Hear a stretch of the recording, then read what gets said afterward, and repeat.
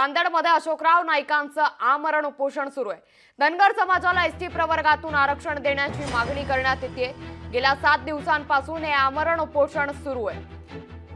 त्यामुळे मोठी बातमी नांदेडमध्ये अशोकराव नाईकांचं आमरण उपोषण सुरू आहे। धनगर समाजाला एसटी प्रवर्गातून आरक्षण देण्याची मागणी त्यांच्याकडून करण्यात येते। तर गेल्या 7 दिवसांपासून हे आमरण उपोषण सुरू आहे।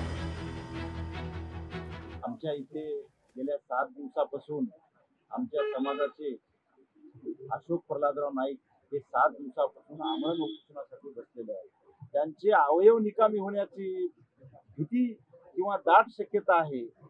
यासाठी त्यांचं येणाऱ्या भविष्य काळामध्ये अजून जर बरं वाईट झालं तर याला कोण जबाबदार राहील?